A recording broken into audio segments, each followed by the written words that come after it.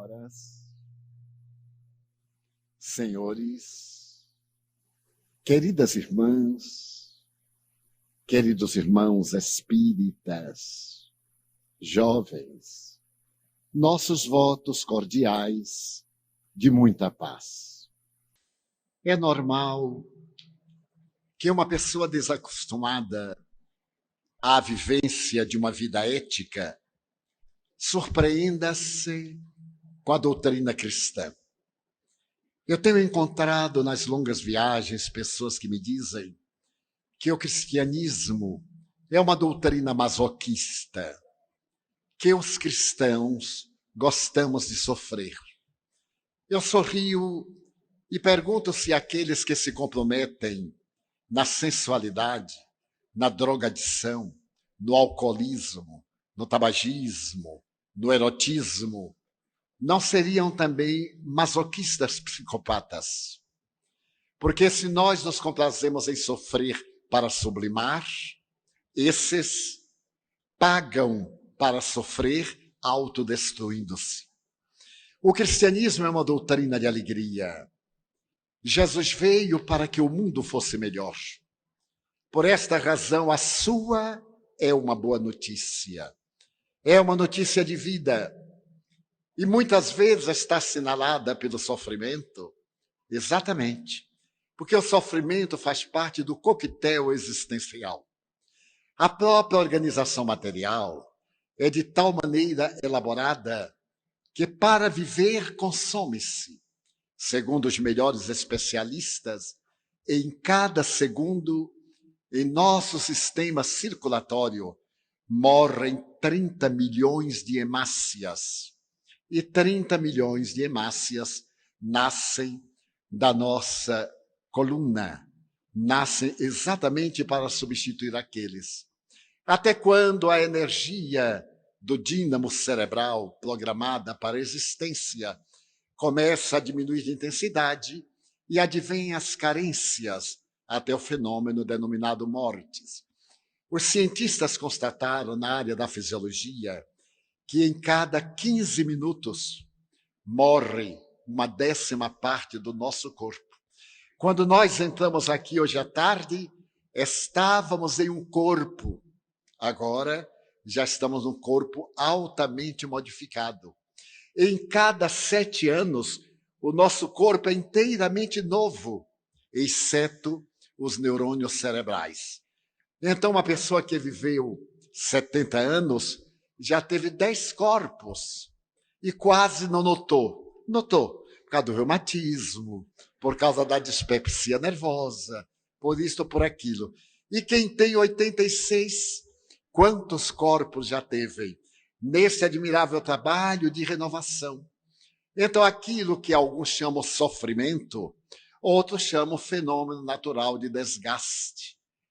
O desgaste biológico é um fenômeno normal. Se esse desgaste traz angústias, dores, é um fenômeno moral, resultado do uso que nós fizemos indevidamente das nossas faculdades orgânicas, ou psicológicas, ou mentais. Deste modo, vamos ver se será possível viver Jesus.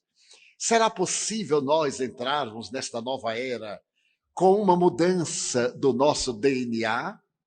Os espíritos amigos dizem que vai haver, e está havendo, estudos no mundo espiritual para uma mutação do nosso DNA. Da mesma forma que do Pithecanthropus erectus para o Homo sapiens, foi o mundo espiritual que organizou o psicossoma, o perispírito, para modelar o corpo que hoje desfrutamos e que é uma certa herança dos embaixadores de outra dimensão que vieram ter conosco, da constelação do cocheiro, como diz Emmanuel. Então é normal que nesta nova transição, o nosso corpo que está sendo sempre elaborado para melhor, com mais saúde, com a vitória da ciência sobre as terríveis epidemias que dizimavam praticamente a sociedade, para que nós, no próximo período, no mundo de regeneração, não tenhamos que experimentar Alzheimer, Parkinson, as várias manifestações cancerígenas, porque já não as necessitamos para evoluir.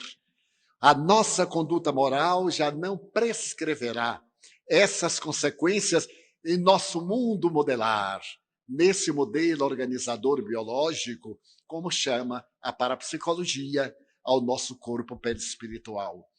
Então, o cristianismo é uma doutrina que nos libera do sofrimento e nos dá uma alegria imensa. Eu me recordo, por exemplo, de Francesco Bernardone, cantando ao irmão Sol, cantando ao irmão Fogo. Estava ele com tracoma, a terrível doença que adquiriu durante a cruzada no deserto, quando, pela recomendação de seu grande amigo, o cardeal de São Paulo, ele vai consultar o médico do Papa.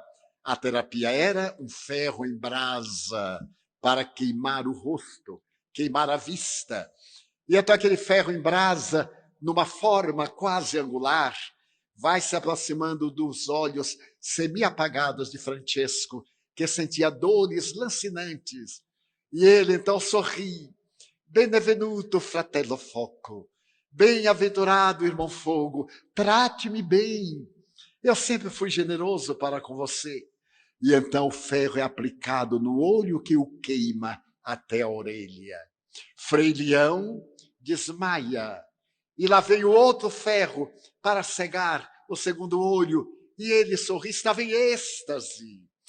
Estava em comunhão com seu amigo, o mais notável símile de Jesus Cristo, que é a reencarnação do evangelista João, do discípulo amado. E este não provará da morte, porque o amor de João por Jesus era tão grande que ele não necessitava do testemunho, como iremos ver, que foi oferecido pelos demais. O poder do amor. Então o amor glorifica. Eu perguntei ao espírito Joana de Ângeles, o que é o momento de ser queimada viva ali, naquele poste de madeira, diante das termas de Caracalla, no mês de agosto, por ordem de Nero.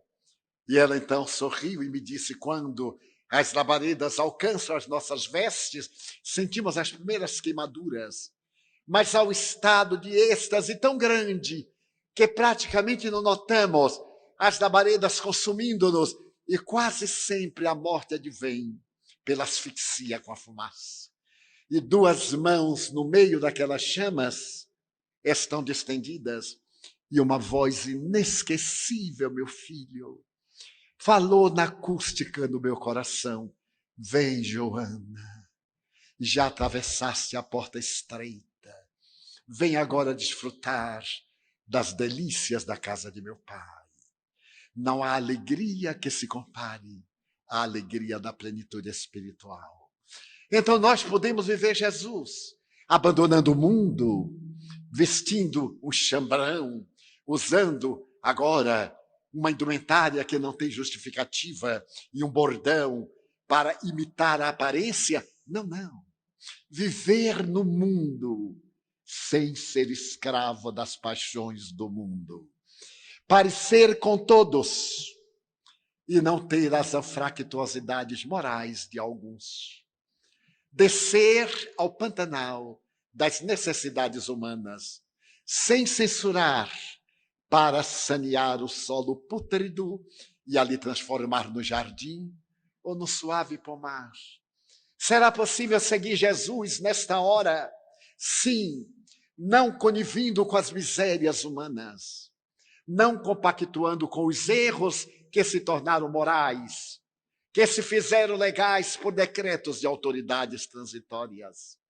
Não conivir em determinadas situações de suborno, nem suborno moral, nem suborno emocional, nem suborno de posição social, e muito menos suborno financeiro. Cumprir a lei, porque a lei é inexorável. Toda vez que nós atentamos contra a lei, desorganizamos-la. E ela passa a girar em torno do infrator, até que ele logre corrigi-la.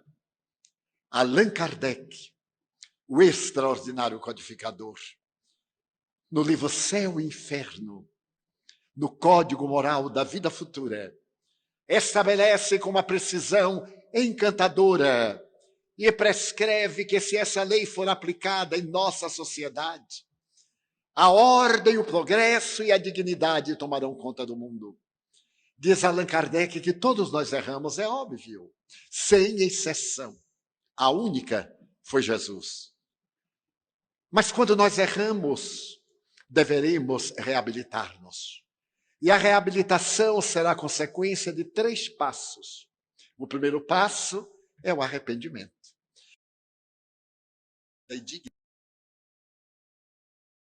Um erro grave, é claro que desperta. A consciência anestesiada, em determinados momentos, volta à lucidez. E ao despertar, damos-nos conta do mal que fizemos e arrependemos-nos honesta, sinceramente. Mas isto não basta. É o ditado brasileiro: arrependimento não paga dívida. Logo então passamos à segunda fase, a fase da dor. Por que eu fiz isso?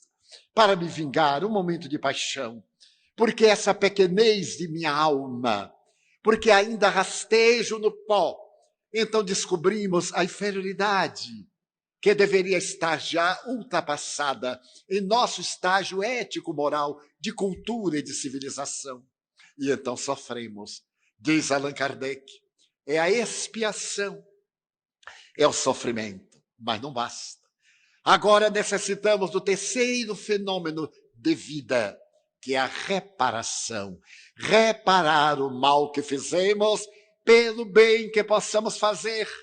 Mas como Deus não é um cobrador de imposto, a lei não é a tradicional, a lei tão conhecida de tal e qual, ou lei de talião, dente por dente, olho por olho, dedo por dedo.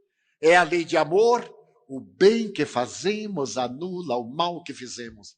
Se eu prejudiquei a este indivíduo, e eu não tenho chance de reparar porque ele não me dá a oportunidade, eu faço bem indiscriminadamente, porque agora o problema é dele, não é mais meu. Eis porque o perdão é transcendente. Alguém me ofendeu, eu perdoo. Eu ofendi alguém, peço desculpas. Se o outro não desculpar, o problema já não é comigo, é com ele. É de uma claridade diamantina, de uma beleza incomparável. Então, nós sempre estamos diante da lei. E na hora que deixarmos de afligir, deixaremos de sofrer. Então, o cristianismo é essa doutrina que hoje o Espiritismo restaura. Vivermos com a consciência tranquila é o maior tesouro. Do que adianta amealhar fortunas desonestas, do suborno, o crime do colarinho branco, possuir contas cifradas nos paraísos fiscais e o mundo morrendo de miséria, de fome, não mais na periferia das cidades, dentro das cidades. Uma amiga socióloga disse-me, estabeleceu-se que nós temos 3 tipos de mundo do ponto de vista socioeconômico. Primeiro mundo, segundo, terceiro. Mundo não desenvolvido, em desenvolvimento, mundo desenvolvido. Eu proponho esta classificação, um 4º mundo, que é o mundo de miséria nos países abastados. Se nós sairmos da Torre Eiffel e andarmos 1 quilômetro na direção da banlieue, dos subúrbios parisienses, encontraremos a miséria dos imigrantes, a miséria em casas transformadas em cortiço, que ainda se cozinha com lamparinas, com querosene, daí os incêndios periódicos que invadem esta região miserável de Paris, 4º mundo. Se sairmos do Palácio de Buckingham, 1 quilômetro em qualquer uma direção, vamos encontrar a miséria, a pobreza, a prostituição, a drogadição, a vergonha. É 4º mundo, é a miséria no mundo. Hoje, segundo estatísticas válidas, na grande pátria do tio Sam, que já foi uma das maiores economias do mundo, agora ultrapassada pela Alemanha, segundo alguns, segundo outros ainda não, nós temos aproximadamente 20 milhões de pessoas abaixo da linha da miséria no país mais rico do mundo. Então recordemos de Kardec. Viver num mundo em que alguém morre à fome e o desperdício alcança níveis incalculáveis, deveríamos ter vergonha de viver nele. Então, ser cristão hoje no mundo é estar numa sociedade que se permitiu corrupção e não se deixar corromper também. Perder aplausos para não perder a dignidade. Perder amigos para não perder a sua integridade moral. Isto é que é viver Jesus nos dias de hoje. Fazer tudo o que todo mundo faz digno, mas estar um pouco além, como perguntavam os fariseus, quem é esse homem? Ele fala como todo mundo fala, mas ninguém fala como ele fala, porque ele falava com autoridade. Então nós vamos ver os simples de coração. Não é necessário que nos tornemos uma Madre Teresa de Calcutá, com uma dor de cabeça permanente, uma enxaqueca que a fazia desvairar, atendendo não apenas os miseráveis de Calcutá, mas os sofredores de todo o mundo. Como esquecer?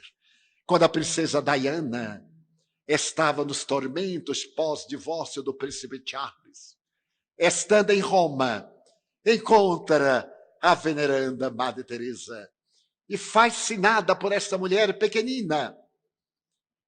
Acerca-se, lhe diz, receba-me na sua ordem. Eu desejo ser uma irmã de caridade. Deus meu, a princesa de Windsor, a mãe do futuro rei da Inglaterra. E Madre Teresa lhe diz sorrindo, princesa, a senhora nasceu para ser princesa. Se a senhora vier para a minha ordem, será apenas uma a mais. Mas se a senhora ficar onde se encontra, a senhora será a única irmã de caridade no palácio. A mulher mais fotografada do século, mais invejada da época, que desfrutava de todas as regalias, e a alma melancólica e triste pela ausência do amor. Tinha tudo, mas faltava este tônico sublime que era o amor desinteressado. Madre Teresa dá-lhe esta lição soberana de cristianidade. E ela volta a Londres.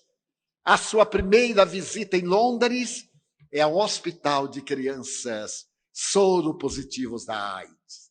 Os jornais debatem. A mãe do rei comete uma leviandade visitando esses leprosos miseráveis. Pode contrair a doença e transmitir ao rei do amanhã.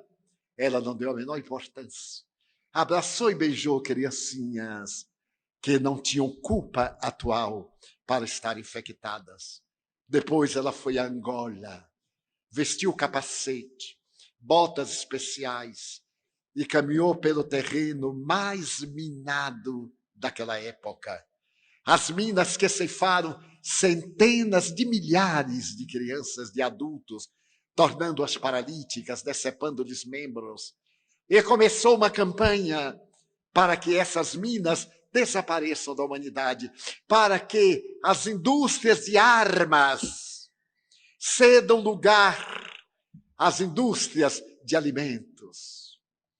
E desencarna numa situação deplorável que ainda é um enigma para os investigadores. Ou então Martin Luther King Jr. I have a dream. Eu tenho um sonho.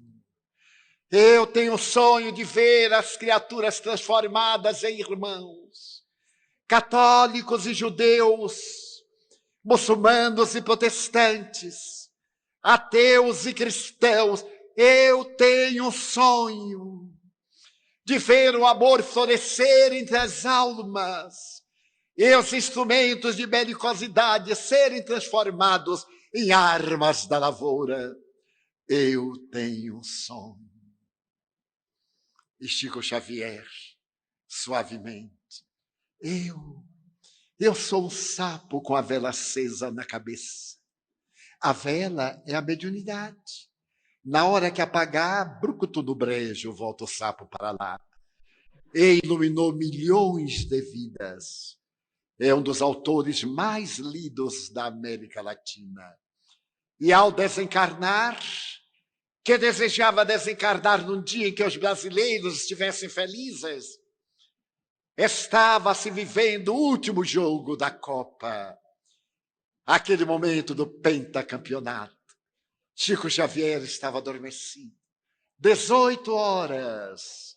O apóstolo da mediunidade descerra os olhos e pergunta à pessoa ao lado: então, quem ganhou? O Brasil, Chico. Pai nosso que estais nos céus.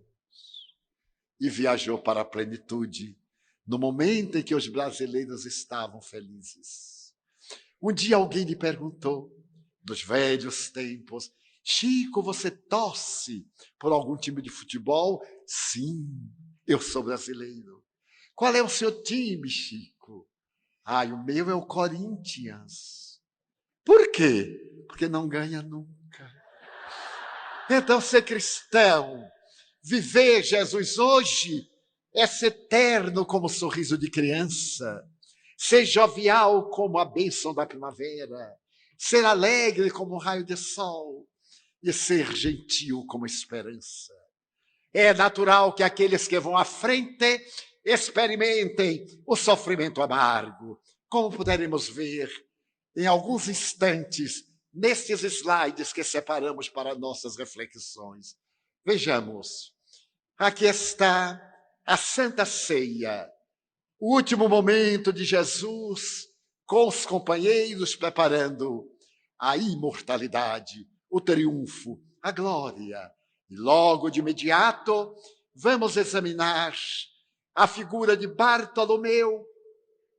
Bartolomeu foi um dos seus discípulos bem amados. Chamava-se Natanael Bartomai, quer dizer filho de Tomai.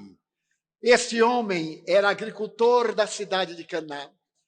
Ele estava certo dia meditando nas suas terras, quando o mestre viu que ele estava um homem digno e foi chamá-lo. Bartolomeu dedicou-se de tal forma ao trabalho de Jesus que foi levado ao martírio. Após ter pregado na Índia, seguiu para a Armênia, onde, ouvindo na alma a musicalidade do amor, sofreu o martírio e morreu na cruz de cabeça para baixo após ser esfolado vivo. Que estoicismo, ser esfolado vivo. E então, de imediato, nós vamos agora acompanhar a trajetória que nos leva a uma pergunta. Eu sou capaz de abrir mão do conforto da minha figueira, que era a árvore sob cuja sombra ele estava, para enfrentar a minha sombra, a sombra arquetípica de Jung, a minha ignorância, as minhas falhas, e a coletiva, a sombra do mundo, em prol de uma causa maior que meu ego? Eu terei essa coragem? Deveremos ter. E enfrentar a nossa pequenez, tendo a honra de reconhecer que somos pequenos, mas é de pequeno que se torna grande. Renunciar ao ego, substituído pelo self, não o que eu estou, mas aquilo que eu sou, a imortalidade. Então, de imediato, nós iremos avançando e encontraremos Tiago de Alfeu, o Tiago menor, filho de Alfeu e Maria Cleófas, prima da mãe de Jesus, era de Nazaré. Vamos ver que todos eles, à exceção de Judas, são galileus. Mas este mesmo Tiago de Alfeu, de tal forma se dedicou a Jesus, que foi levado também ao martírio, perseguido em Jerusalém pelos escribas e fariseus, que ainda os existem muitos, após terem-no atirado do alto do pináculo, cortaram-lhe a cabeça, porque ele resistiu à queda terrível que deveria ceifar a sua vida. Então nos veio uma pergunta: na relação com o Cristo, eu fico preso às palavras ou permito que a alma seja tocada, modificando minha existência pela vivência das suas lições? Sairei daqui levando o discurso, mas não impregnado da sua presença. É uma interrogação. E logo passamos a André, irmão de Simão Pedro, proveniente de Betsaida. Betsaida é uma palavra hebraica que significa casa da pesca. Era pescador. André está sempre junto a Jesus, como Pedro, Tiago. E logo depois, ele dará o testemunho, porque todo amor pede o testemunho, especialmente na era do desamor. Esse testemunho vale mais do que todas as palavras. Em um dia já remoto da minha atual existência, uma provação me convidou ao sacrifício do silêncio. E quando eu estava na maior angústia, a benfeitora espiritual me disse: não digas uma palavra, porque se os teus atos não podem falar por ti, as tuas palavras não têm nenhum significado. Ademais, tu és servidor de alguém, ele é o teu patrão, ele que te defenda. E essa lição preciosa ficou-me na alma, no silêncio que o tempo se encarregou de diluir e trombetear a misericórdia da verdade. Então, ele foi martirizado, crucificado a mando de Egeias, rei de Edessenos, com as traves colocadas transversalmente ao solo. Ele deu testemunho, mas nos vem de imediato uma pergunta: eu conseguiria abrir mão de pescar peixes, equilibrar o impulso das conquistas externas para pescar homens, conquista de valores internos, das emoções e canalização da afetividade para ideais superiores? E logo vamos chegar a Quérios, através de Judas Iscariotes, filho de Simão. Era originário da cidade de Quérios e dedicava-se ao comércio. Era um dos mais ilustrados. Os 11 judeus, com exceção de Mateus, eram simples, para não dizer simplórios. Eram gentis, temperamentais, como eu gosto de Pedro. Sempre procuro me identificar com ele, ou melhor, estou identificado com ele em algumas reações. Estava Jesus no meio da multidão, em Jericó, e todos queriam tocar-lhe as vestes. Era aquele ambiente de tumulto, era a planície. E de repente, Jesus, sempre sábio, olha para Pedro e pergunta-lhe: Pedro, Simão, quem me tocou? E Pedro dá uma de nós outras: Senhor, como é que eu vou saber? Numa confusão danada dessa, vem me perguntar quem é que lhe tocou. Como é que eu vou saber? Então uma voz grita: fui eu, Senhor. Era uma mulher. Eu toquei as tuas vestes. Porque Jesus havia dito: Pedro, alguém me tocou, porque eu senti que de mim se desprendeu uma virtude. Fui eu, Senhor, que sofria de um fluxo hemorrágico. Era a mulher hemorroíça, estrangeira, que viera de longe para libertar-se dessa imundícia, da opinião hebraica, desse tormento. Então, Judas era hábil, era astuto. Senhor, por que não gostam de mim? Porque, naturalmente, ninguém gosta daquele que vigia a nossa vida, daquele que tem sempre a palavra amarga, do que censura, daquele que é puritano, que aponta os erros. Quem é que gosta? Mas o cristão deve gostar, porque esse é o mais infeliz. O que aconteceu com Judas? Todos recordamos. Então Judas, o que o traíra, vendo que fora condenado, trouxe arrependido as 30 moedas de prata aos príncipes dos sacerdotes e aos anciãos, dizendo: pequei, traindo sangue inocente. Eles, porém, disseram: é assim o mundo. Que nos importa? Isso é contigo.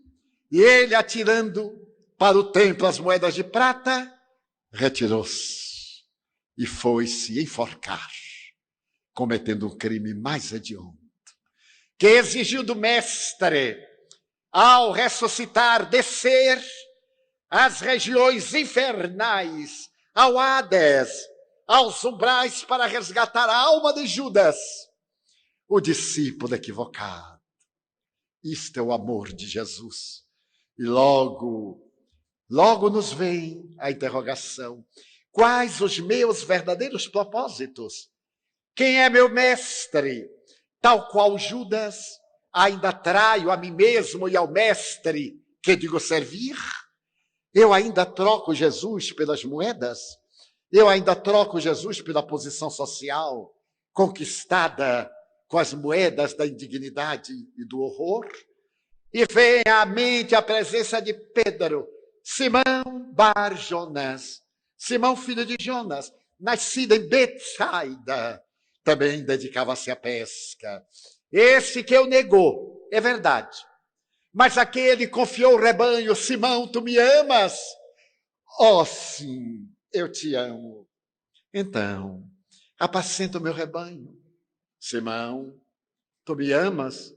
Claro, Senhor, eu te amo. Então, Simão, apacenta o meu rebanho.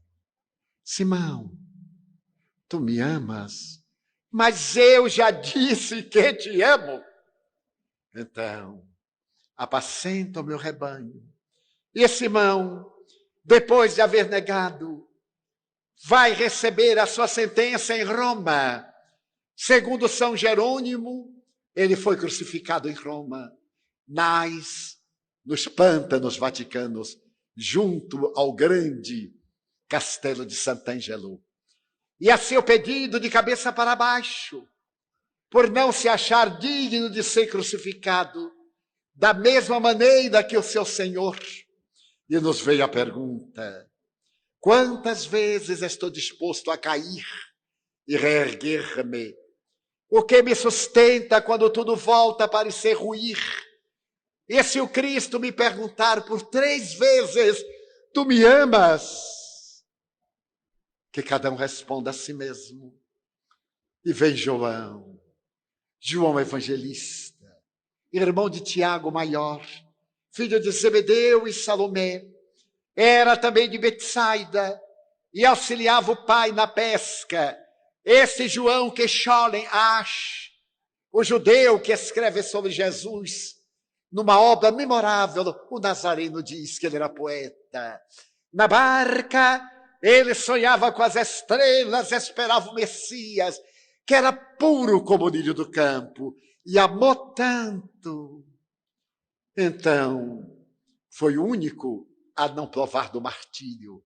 Morreu em idade provecta em Éfeso, onde cuidou de Maria, a mãe de Jesus. Visitei essa casa, que está muito bem descrita na Boa Nova, pelo irmão X, através das venerandas mãos do apóstolo da mediunidade, Chico Xavier.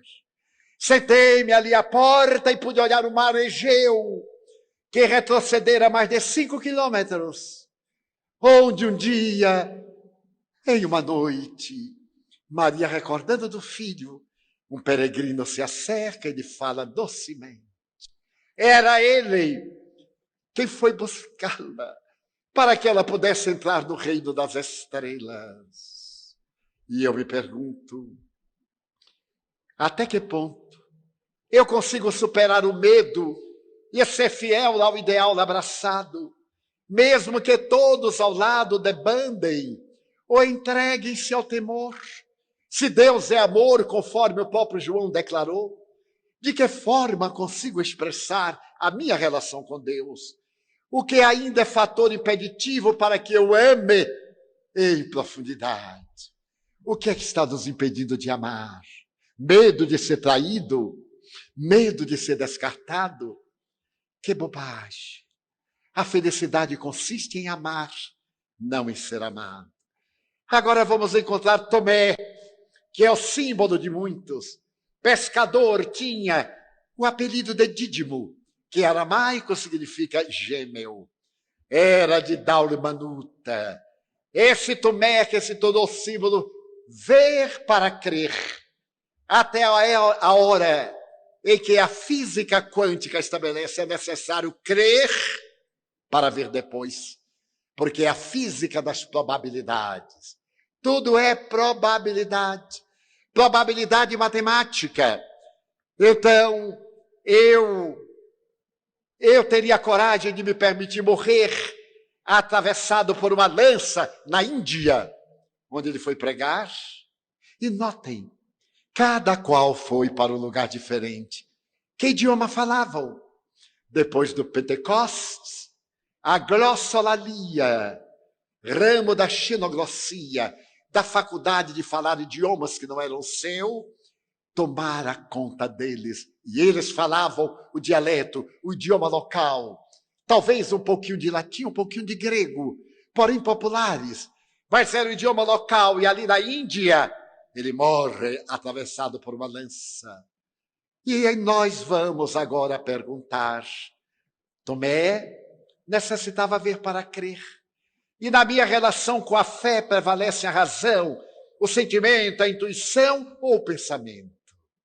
Consigo aliar essas formas de percepção e tornar minha fé algo que vá além da simples crença que falei ontem e estabeleça profundas conexões com minha forma de viver?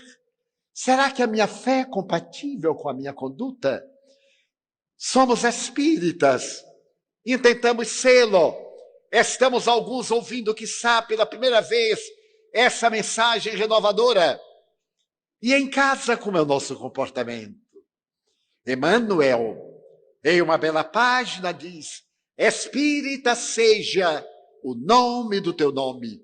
O que é que vale dizer? A tua vida. E vamos encontrar Tiago, também chamado Tiago Maior, pescador, e irmão de João Evangelista, natural de Betsaida e filho da mesma Salomé e de Zebedeu. Esse Tiago Maior é fascinante, porquanto ele foi jogado no cárcere, foi flagelado, apedrejado em Jerusalém, alegrando-se muito por ter sido digno de sofrer torturas pelo nome de Jesus, que deu a sua vida por amor a todos nós. Então a nossa pergunta é: aderir a qualquer ideal exige a cota de sacrifício pessoal? Até que ponto eu estou disposto ao sacrifício em favor da conquista pessoal e do encontro com o Cristo? Sou daqueles que desejam um lugar de destaque, ou a conquista íntima está em primeiro lugar? No centro espírita eu quero ser o médium principal, o presidente, o dono do terreiro, o dono da quadra, o dono da tribuna, ou aquele que lava os pés dos outros, o servidor. E quem desejar ser o maior, seja o servo do menor. E Filipe, que também provinha de Betsaida e era seguidor de João Batista, esse Filipe sofrerá o martírio. A tradição mais comum diz que ele foi apedrejado até a morte. Recebeu as pedradas da lapidação. E a pergunta que nos vem: consigo conciliar minhas obrigações familiares e sociais com o que há de mais importante, que é o chamado da alma? Quantos de nós dizemos que não podemos seguir as linhas da doutrina libertadora, a família, e outros que procuram justificativas injustificáveis? Então eu consigo, claro que consigo, se administrar bem o meu tempo, sem me lembrar que eu dedico 24 horas ao corpo, 7 dias por semana, todos os meses, todos os anos, e para o ser que sou, para a alma, para a imortalidade, porque o corpo é breve, por mais longa que seja uma existência, depois que passa, é muito curta. Eu olho para trás, e então eu encontro amigos que me dizem: Divaldo, nós somos amigos há 60 anos. Eu digo: Ave Maria, não me diga uma coisa dessa. 60? Não, 62. Como passaram rápidos estes anos. Mas nós temos agora a imortalidade. O amanhã não será válido, como manda a notável psiquiatra alemã, doutora Elizabeth Lucas, investir no banco da divina providência. Nós temos seguro para a velhice, nós temos isto para a doença e para a divina providência. O que é que nós mandamos? Então, é natural que acompanhemos a trajetória de Mateus, o Levi bar Alfeu, o filho de Alfeu, irmão de Tiago menor, e Judas Tadeu, primo de Jesus, também conhecido como irmãos de Jesus. Nascido em Nazaré, era coletor de impostos. Esse Mateus admirável, depois de seguir pela Etiópia e todo o Egito pregando a boa nova, o rei Hircano, com inveja, mandou matá-lo com uma lança. E eu, que faria? Eu seria capaz de abrir mão dos valores buscados pelo ego, recolher os bens da terra, para recolher bens ainda mais valorosos? Para quais valores minha busca está direcionada? Quais são os meus valores e verdades? Eu tenho ouvido muita gente dizer, quando eu ficar velho, eu vou ser espírita. Como se o espiritismo fosse coletor de carcaça acabada, reumática e trôpega. Deveremos abraçar a doutrina no ardor da juventude antes de nos comprometermos. E também no declínio dos anos, quando a sabedoria nos aponta o melhor caminho. Então, é necessário que acompanhemos a trajetória de Judas Tadeu, filho de Alfeu, irmão de Tiago menor, e Mateus, nascido em Nazaré. Este Judas Tadeu foi estoico, porque esparzindo aquele pólen de amor, doou a vida na Armênia, sob flechadas cruéis. É fascinante notar como Jesus havia dito que só um não experimentaria da morte. E eu pergunto, Judas Tadeu desejava aprender a expulsar os demônios, era a sua preocupação. O mal que é, e com o meu próprio mal, com os meus demônios, os nossos demônios internos, as paixões que nos cegam, que nos entorpecem, e somos levados a acompanhar Simão, o Zelote. Era o mais velho do grupo. Para seguir o Cristo, abandonou um partido extremista de pessoas armadas. Veio de Canaã e era pescador. Simão, o Zelote, deu também o seu testemunho, amando ao Mestre.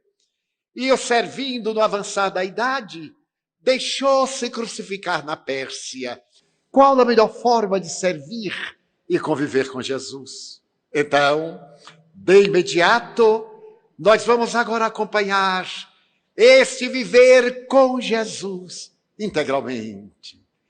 E esse viver com Jesus integralmente chama-nos a seguir com Ele. Você já aceitou o convite?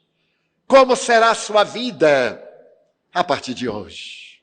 Até ontem, anteontem, um dia que ficou, talvez não soubesse, mas agora você sabe que Ele espera a vida eterna. Eterna desde que fomos criados, porque só Deus é eterno em totalidade, sem princípio nem fim. Como é que será a nossa vida a partir de agora? Seremos a parede ou seremos a ponte? Seremos o mar gentil de águas transparentes? Ou seremos o mar de águas mortas? Seremos o monte da esperança? Ou seremos Massada? Então, inevitavelmente, estaremos na mesa do banquete, nessa bela página de Philippe de Champagne, em uma postura que ninguém pensou, colocando-nos diante da verdade para seguir Jesus. É possível seguir Jesus se não tivermos a coragem daqueles que deram a sua pela vida dele, que a partir de agora cante no âmago dos nossos corações este apelo que vem da alma e que extravasamos em palavras: vem, celeste amigo, vem tomar conta de nós. Se contigo debatemos nas sombras da agonia, sem ti cairemos no abismo da loucura e da deserção. Vem ter conosco, celeste amigo, vem. Já estivemos ao teu lado ontem e tergiversamos. Não tivemos a coragem de ser-te fiéis.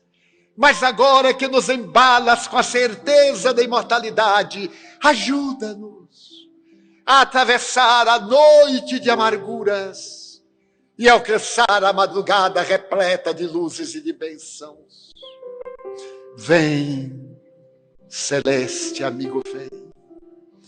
Não temos outro roteiro a seguir, senão a balada da tua voz de ovelha mansa, que desce até o córrego para confraternizar com o lobo voraz. Vem, celeste amigo, vem, e dá-nos o teu bastão, para que não tropecemos na estrada ínvia que percorremos e possamos galgar a montanha da plenitude. Vem, celeste amigo, vem, e apiada-te da nossa dificuldade de crescer e de servir, porque nós te amamos, e sabendo que tu nos amas, e que somente nos fizesse 2 pedidos, que nos amássemos uns aos outros, para que todos soubéssemos que éramos o teu discípulo, e nunca fizéssemos a outrem o que não desejássemos que outros nos fizessem. Vem, celeste amigo, vem, e reina no país das nossas almas, abençoando-nos e despedindo-nos, para que possamos avançar até o momento glorioso do nosso encontro, quando nos dirás brandamente: agora repousa, servo da minha alma, já atravessaste a porta estreita, eu aqui estou contigo, não temas nunca. Muito obrigado.